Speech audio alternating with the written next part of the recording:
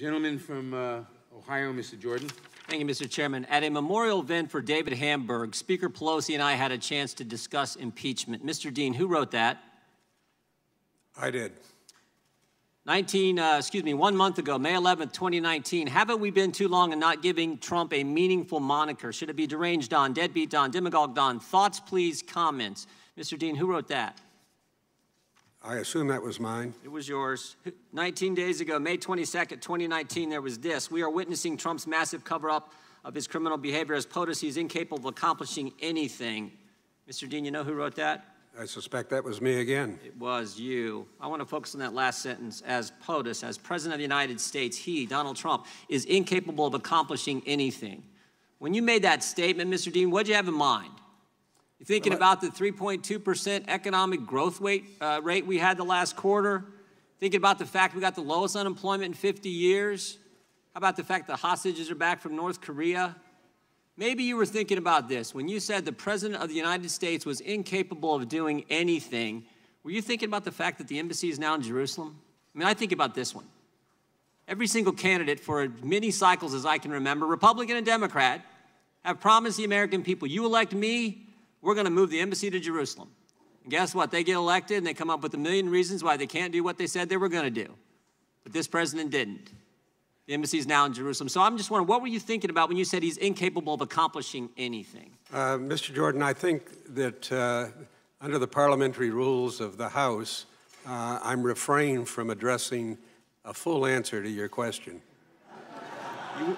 You weren't refrained in your tweets and your comments and the things you wrote. My tweets are not subject to the parliamentarian. They are subject to state of mind and the perspective you bring to this hearing, and I think the American people understand. Let me ask you this then. Did you give advice to Lanny Davis or Michael Cohen prior to Mr. Cohen's testimony to Congress? No.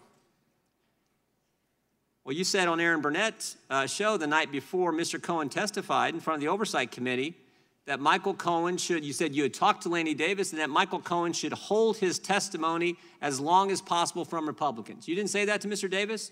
You said it on Aaron Burnett's show the night before Mr. Cohen testified. I didn't say it directly to Mr. Cohen was your question. No, it wasn't. My question was, did you give advice to Lanny Davis or Michael Cohen prior to Mr. Cohen's testimony to Congress? Yeah, I have known Lanny Davis for almost a couple decades, and we have talked about it.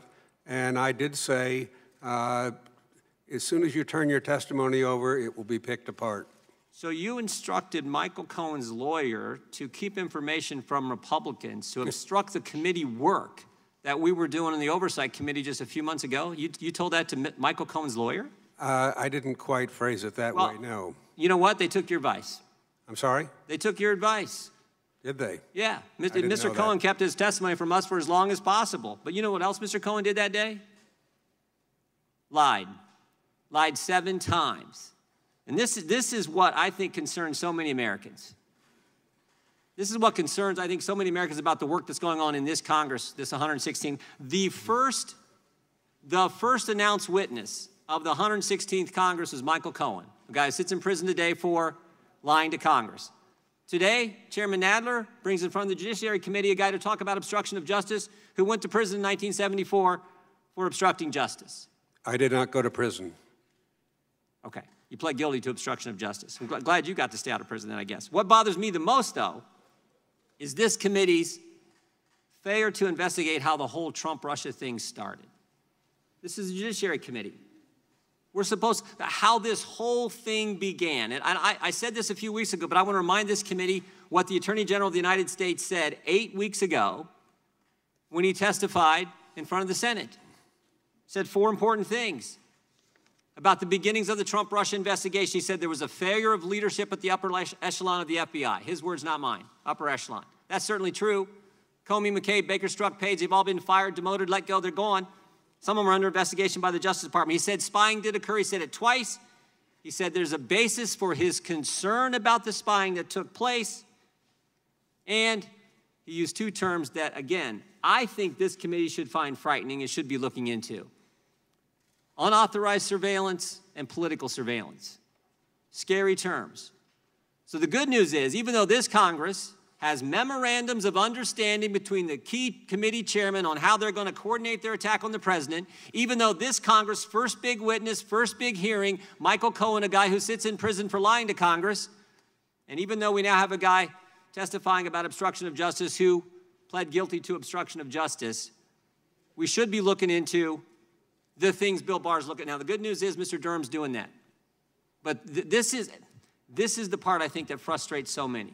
Mr. Chairman, I would hope the Judiciary Committee and the history this committee has for protecting fundamental liberties would begin to look into those key issues, the whole premise for how this Trump-Russia investigation started in the first place. And I'll finish again with this. Emmett Flood wrote a letter to the Attorney General a few weeks back, made an important point. He said, we would all do well to remember, if they can do it to a president, imagine what they can do to you and me. Imagine what they can do to regular citizens across this great country. That should be what this committee most safeguards and most protects. And instead, we got memorandums of understanding between the chairmen. We got Michael Cohen testifying for 7 hours, getting advice from the witness here on obstructing the committee work and not sharing the information with us in a timely fashion. And now we got John Dean, 45 years ago, pled guilty to obstruction of justice, and now coming in to enlighten the Judiciary Committee on Obstruction of Justice when we could be going right to the start of how this whole thing started. I yield back. I thank the gentleman. Before I go to the next witness, I want to point out that this committee has no memorandum of understanding with any other committee with reference to any investigations. So I don't know. I don't know. This committee has no such memorandum of understanding. And I'm not aware of any others, but there may be. But this committee has no such memorandum of understanding.